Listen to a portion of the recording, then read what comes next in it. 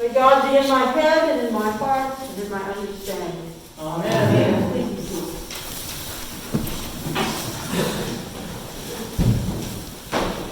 Well, we had a great time driving around most of the southeast and then one drive up to Baltimore and then back down south. It may not have been the best arrangement in the world, but it worked for us. One of the things we tried to do was, when possible, instead of taking interstate, we would take back roads so that we could actually enjoy the sights, go through towns, see different parts of the country. One thing that I'd like to do, whether on the interstate or on the back roads, is notice bumper stickers on the cars. And of course, you see all sorts of bumper stickers. You can do that around the town too. Very popular are the bumper stickers for schools or sport teams or clubs. Then there are the ones that can make me laugh, like compost happens. They're the ones that make me feel good, like the bumper sticker coexist, that spells out coexist with the symbols of different major world religions. Then there's some that make me angry. The bumper sticker of a Confederate flag. Bumper stickers can catch our attention. And I guess I had that on my mind somewhat when I read these propers when we got back from vacation, and read that proper from Ephesus, and saw the line that Paul wrote to the Christian community in Ephesus, where he said, "Be angry, but do not sin." Seems like that would make a great bumper sticker. Be angry, but do not sin. Written by Paul to those Christians in Ephesus in the first century, centuries ago for us. And unfortunately, in the centuries of Christian practice that have come down to us since then, that message has gotten somewhat distorted. It gets distorted in different ways. I mean, it says, "Be angry, but do not sin." Some have seen that to mean, in opposition to what it plainly says, some Christians have seen that to mean it's a sin to be angry. It's like they turn the whole thing around, and that you shouldn't be angry.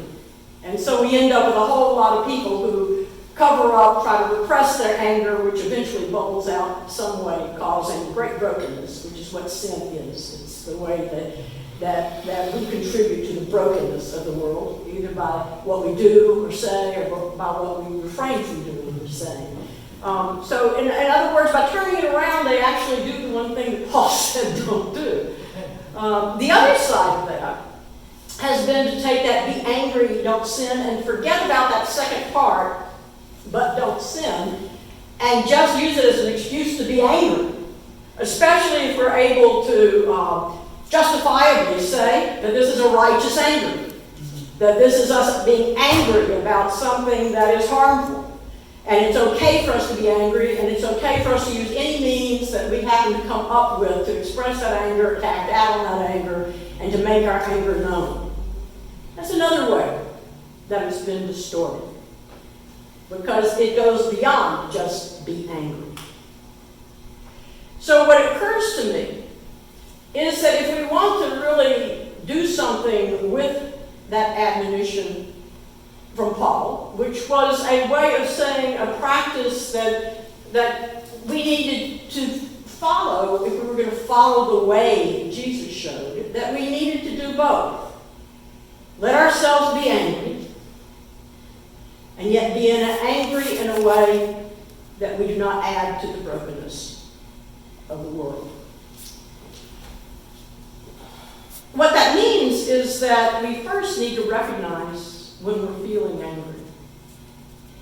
And sometimes it's really obvious when we're angry, and we can tell that we're angry by the reaction we're getting from somebody. If we've kind of reached our limit and we lash out with something, you can tell by the face of the person you're talking to that you're angry, by the way they're looking back at you, or by the way they say that. So sometimes it's obvious, but a lot of times it's not that obvious. We just kind of feel out of sorts, and we find ourselves going through the day just out of sorts and not really realizing what it is.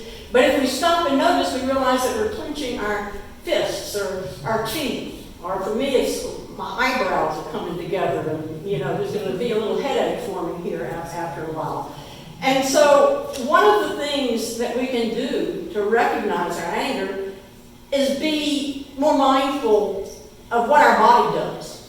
I mean, does your gut clench? You clench your teeth? It might be different for different people. But to realize that when we find ourselves doing that, there's a good chance we're angry.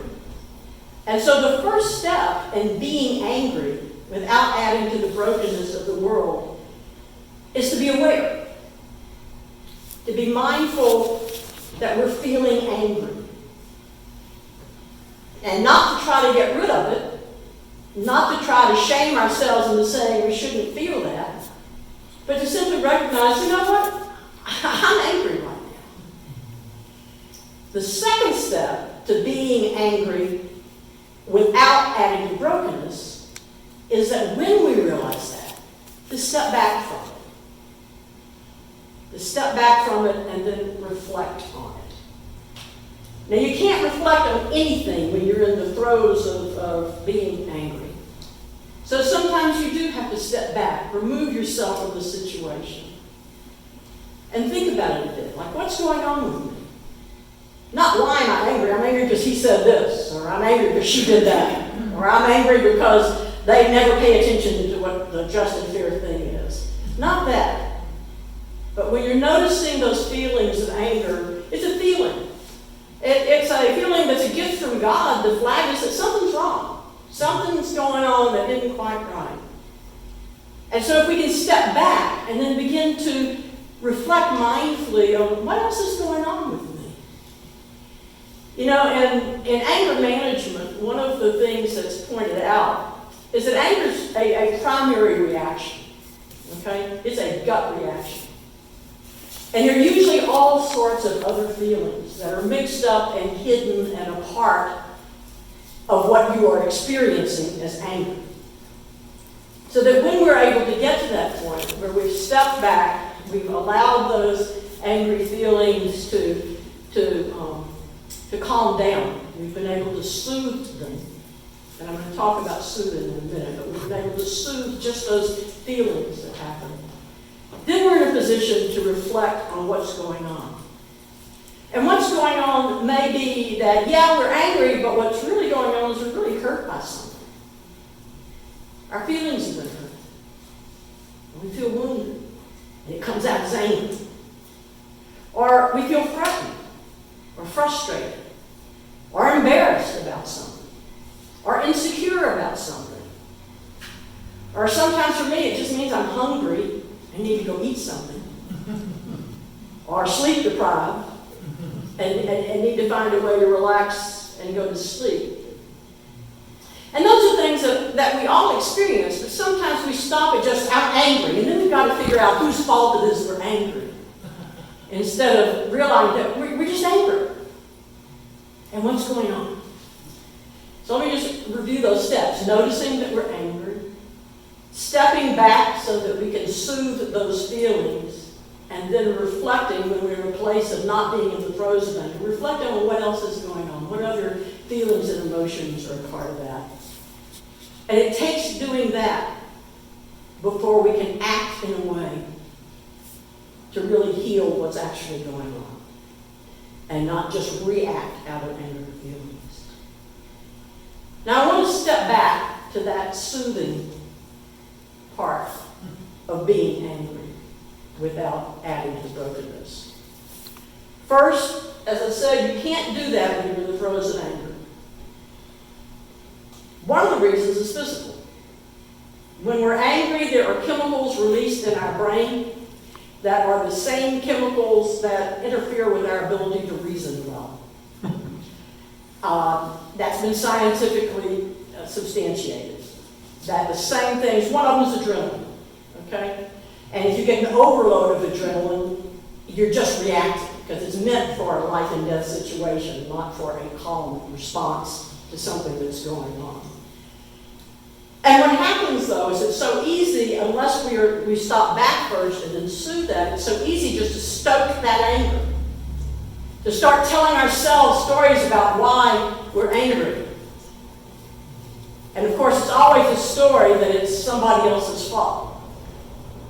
that if they just didn't do this, whether it's a person or a group of people or a nation or a religion or anything else, that it's their fault. So to soothe that looks different for different people.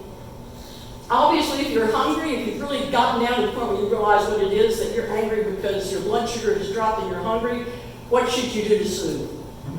Eat. Right. If you're sleep deprived, we talked about that, sleep. If you're stressed out, if you realize that what's really behind your stress and you're angry, you're out of sorts, is that you're stressed, relax. Find a way to relax. Whatever works for you. Whatever works for you. I can't answer what works for you to soothe those times. I can tell you some of the things that works for me after I've stepped back and removed myself from the situation. Guided meditations. Not just silent meditation, because what I tend to do with a silent meditation when I'm trying to soothe anger is to justify why I'm angry and to tell myself more stories about why it's somebody else's fault, which doesn't soothe the anger. But I have guided meditations for relaxation, for all sorts of things, even for this, all over the place that I can access. You can too. They're on YouTube, they're on the internet, they're on your phone, they're in different places. If you have just a CD player, you can buy CDs of them. You know, there are plenty of ways to do that. What happens is that's somebody outside of us, outside of the anger, outside of the circle. And that voice can take our energy and our mind and refocus it from the stories that we're telling ourselves and the way we're stoking our anger and allow us to calm down some. I've also found that physical activity for me works. Taking a walk. Being out in nature works. In any way, even if it's just on my back porch. Music works, especially if it's just a calming instrumental music or if it is a music with words that soothe. See, the idea is here that we like to talk about this in psychological and social terms. But what Paul reminds us is that at the very basis, those may be ways of helping us understand it, but at the very basis, the way that Jesus shows, the way we're supposed to practice and follow, includes dealing with our anger in helpful ways. Not ignoring it, not repressing it, not just acting out of it, but finding ways to deal with it. Paul says, not Gayle, not Carl Jung, Paul says to one of the first communities in this letter, be angry, but do not sin. Then you've got to figure out what that means. So I want to take some time for just a soothing experience today. One of the things that I really miss is that we don't get to sing hymns. Because it is not only the soothing experience that reminds us through the music that there's something beyond us and something beyond what we're experiencing. But it also reminds us with words quite often that there is a higher power, our God. The God we know as creator of the universe, the God we know as the Word made flesh in Jesus, the God we know as the Spirit that moves among us.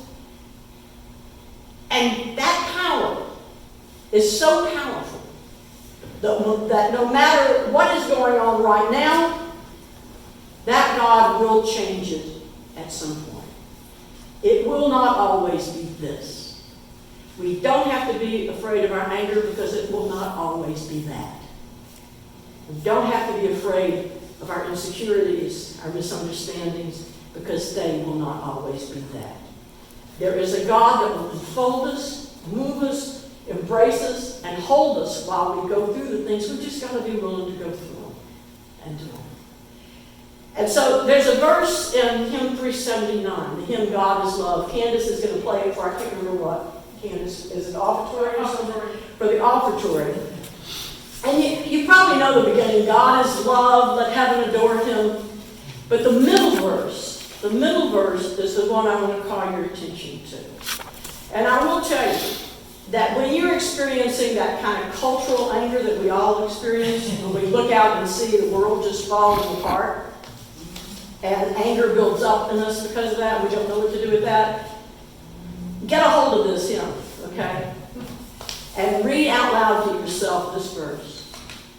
God is love, and love enfolds us, all the world, in one embrace. With unfailing grasp, God holds us, every child of every race.